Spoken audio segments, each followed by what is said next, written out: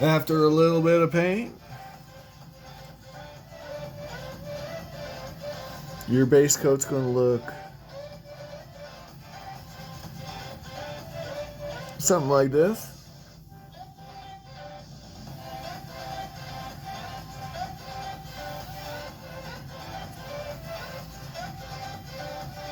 Something like that.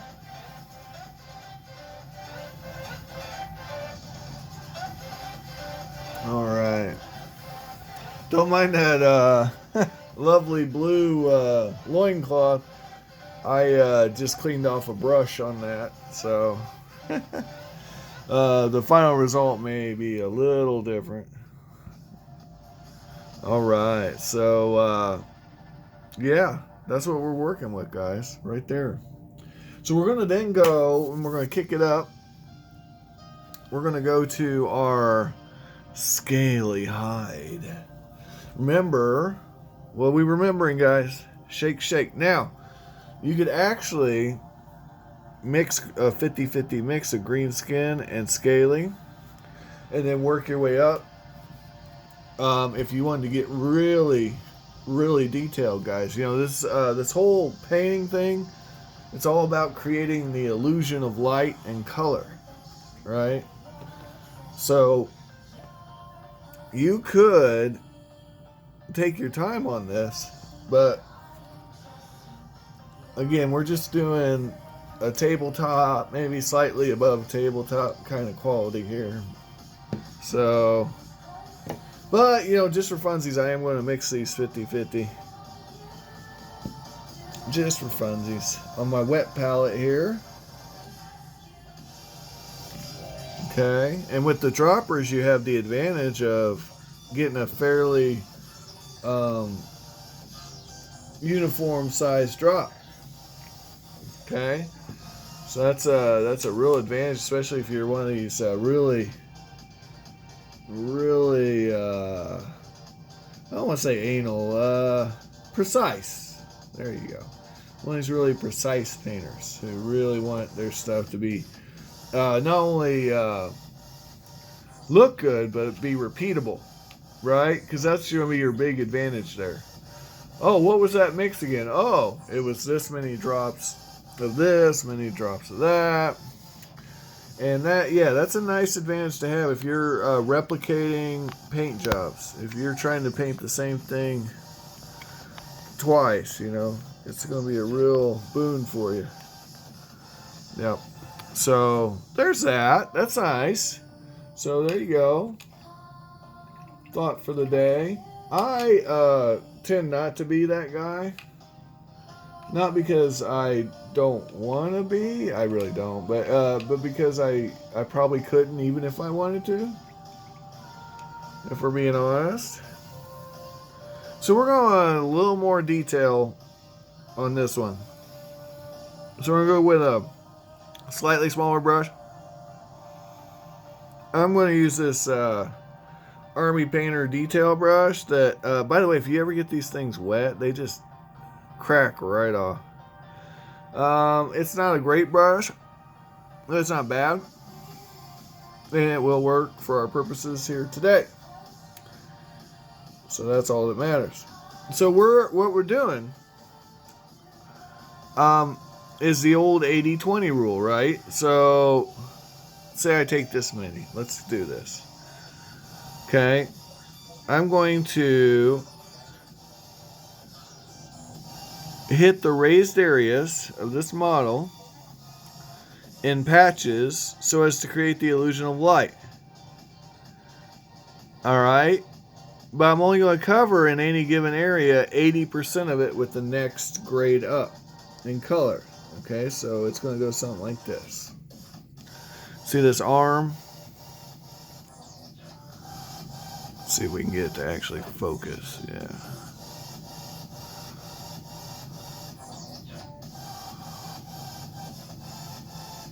So we're going to go 80. See that? See it popping there? Right there. We're going to do that on each little muscle, each little striation. Right, there we go. See it? Now, the key is, you're like, well, I don't see it. Well, that's a good thing. It should be subtle. If you're popping up all at once, right? You're not mixing right. See that? You can see it, but you want it to be a subtle raise. You don't want it to be a blatant and immediate thing. It's a subtle thing. Because you're going to be building this up. You want to use the edge of your brush on these narrow spots, right? Let the brush do the work. You're not going to do the work. The brush is going to do the work. Okay, that's the secret. A great way to mess up is to try to make it harder than it is. Okay? Let the brush do the work. Let your brush lead you. Let your brush lead you. And if you don't like it, guess what? Easy fix for that too, isn't there? Remember, I showed you last video. You just wipe it off. You just wipe it off and you go again. Okay, and you will eventually find, as you do this more, that you start to get an eye for where it goes. And where to put maybe a little more or a little less to create that illusion. It's all an illusion, guys. It's all a scam for the eyes. You're scamming people's eyes. You are trying to fool the eyes of the people looking at your art. Whether you're Michelangelo or Picasso, it's all a scam. It's all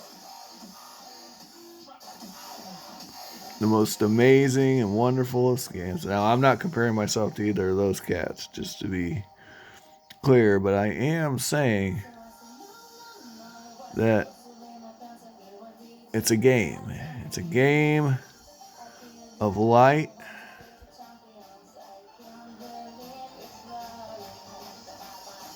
and color. You are creating contrast. All right, it's not going to look like much right now because, it's one coat at a time, guys.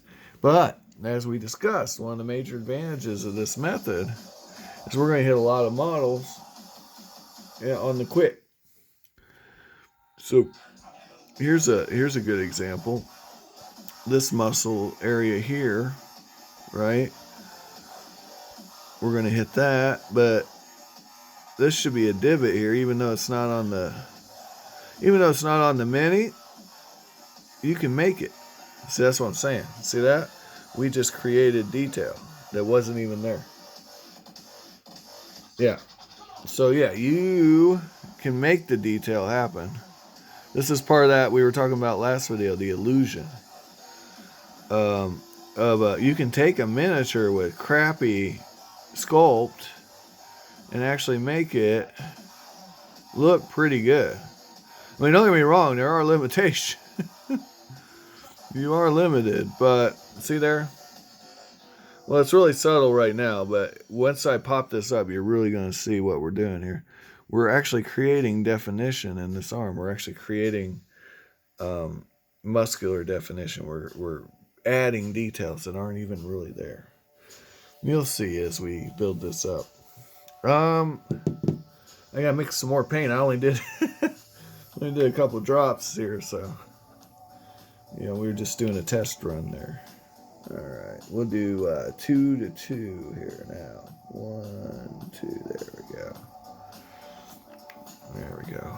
Anyway, it's nice to get in here and paint again, guys. I gotta tell you, it's been busy. I gotta go to bed soon, though. Get ready for work. That I work the night shifts, you see, and so good times. So yeah, it's my late evening. It's your early morning. So you guys get to catch me on the tail end.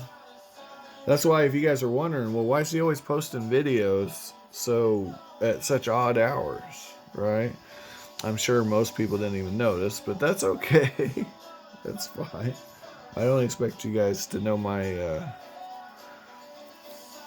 keep tabs on me like that.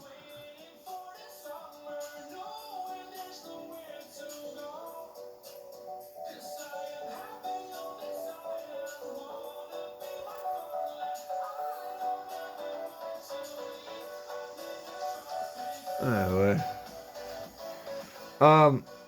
long story short,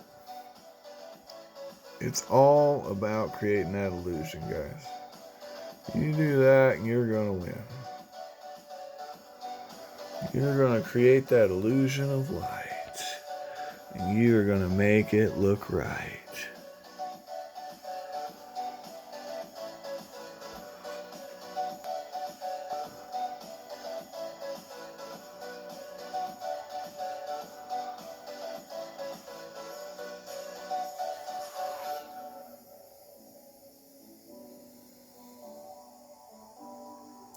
Just put the lighter color where the sun would be. Or whatever light source it is. It could be whenever it is. It doesn't matter. But you want to leave some of that base color down there. Because that's really going to sell it for you. See that? See that ogre? All of a sudden, his face. Did you see that? All of a sudden, he has a face. It's like it almost has details that aren't even there. You see that? You see that effect? If you compare it to what it looked like just a few minutes ago. And this is just one layer. We can do literally several layers to really get this right where we want it. You know, it's all up to you. You're the artist. You create. You're going to make it pop or not pop. That's on you. And where's the light at? Where's the shadow? Right? And again, you don't have to listen. You're playing as you go. You know, I'm sure there's rules or whatever, but you can break the rules. It's your model. You can make it look however you want. Okay? So don't feel pigeonholed here. Don't feel like you got to do it a certain way. Oh no, you can do it your own way. You can create whatever details you like, what you want the model to be. You know,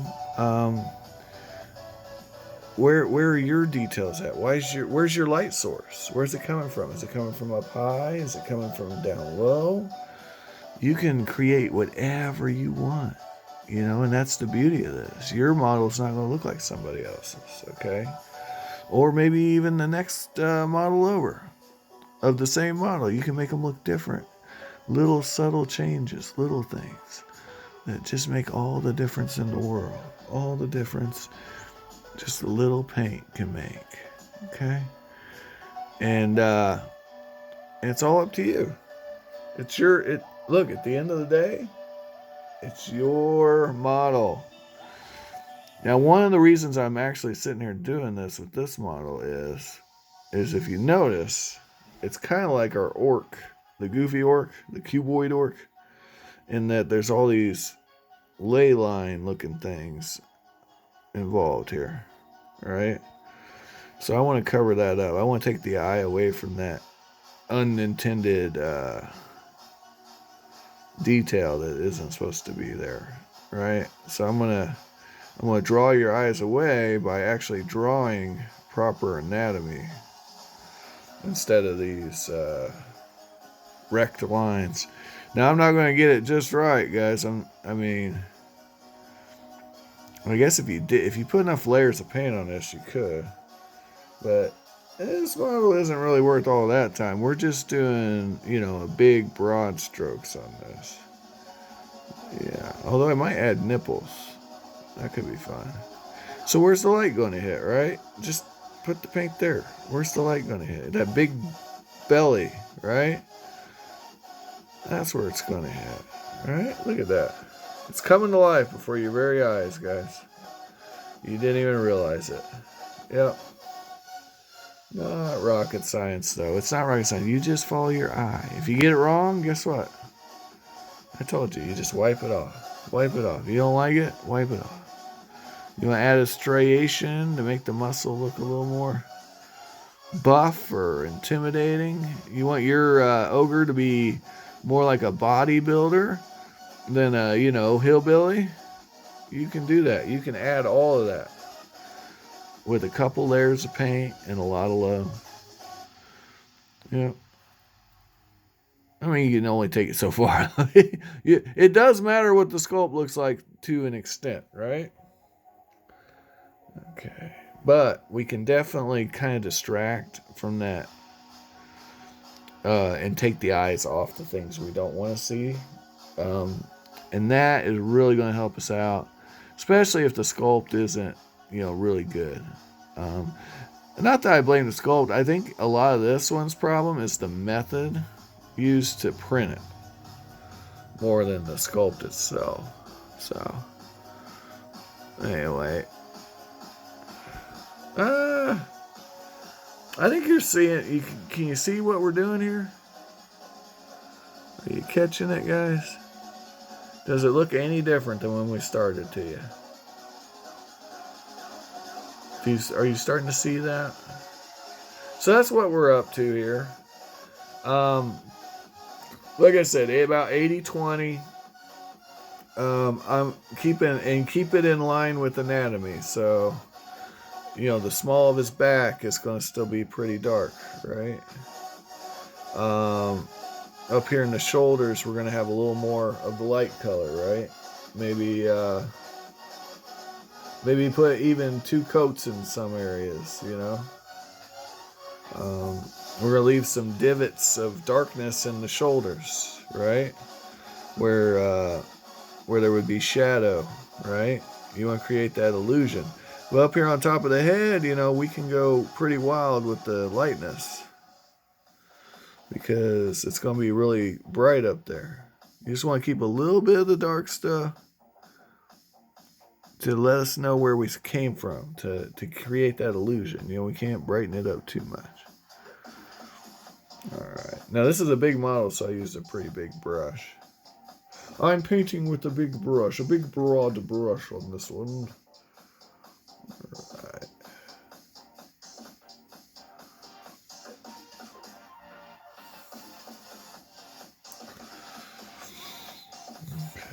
So, yeah, I just hit the top of the legs where the light's going to hit it, right? And this, it doesn't have to be rocket science, guys. Just follow the light. Follow the light. And you'll do all right if you follow the light. See where the light's hitting it. Actually, the actual light. That'll help you determine where you want it to be. Yeah. We're just creating a fun-filled illusion here. I grabbed the biggest freaking model I had, so sorry about that, guys. So on the hands here, it's not gonna be like the orc. We got a lot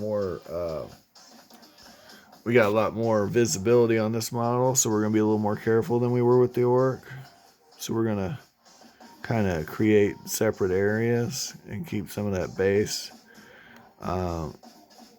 High points at the knuckles here, right? See that? See what we're doing? And then we're gonna streak the fingers. See that? But we want to keep some of that base coat on there. It's all about creating that illusion. Same thing here on the thumb, right? See that? Just a little illusion for the onlookers. Now all of a sudden, and we'll even do some here. We'll do a little bit here. Use the side of the brush. Side of the brush. Let the brush work for you. Put a little there because we're going to be brightening this up, so it's not going to look goofy like it does kind of now when you're done. Because you're always thinking to that, what's that end product going to look like? What's it look like now? It probably doesn't matter much. But what's it going to look like here in a minute when we get done with it, right? See that? The brush did all that. I didn't do that. The brush did the work. See that? Man, that hand sure pops now, don't it? It's like a totally different model, isn't it? Not even the same model anymore. Holy cow. Yep. And just look. You see how quick I'm doing this, guys? This isn't hard, man. It really isn't. It's just a matter of, where do you want it to be? 80-20 is a great rule, I left that divot there because we're going to build on that, and it's going to look like he has, he's going to have extra details that we didn't even get on the model. They aren't even there. They're going to be there when we're done painting this thing. In theory, anyway. All right. So there you go. Look at that just from where we're sitting. Okay. Now, I could have gone 2 parts of our base color and then 1 part of this, and that would have been even more subtle. So if you want to build it up, if you want to get really fancy with this, yeah, you can build it up real slow. And then that's really going to give you a nice effect, okay? This, we're doing a speed paint. Anyway, guys, I just wanted to show you that. I'm going to finish up the rest of these minis using the same technique. And we'll have a look at them next video, okay? I hope you enjoyed. This is basic stuff, guys. I'm not claiming to be the master guru here. But, I think it's helpful. I think, someone out there is going to be like, oh, well, that was helpful. I like that, That was a useful tool to add to the toolbox. Okay, so here let's compare and contrast. Just what we've built up so far. I know it's pretty subtle on this guy, but you can see the difference. Well, if it would focus.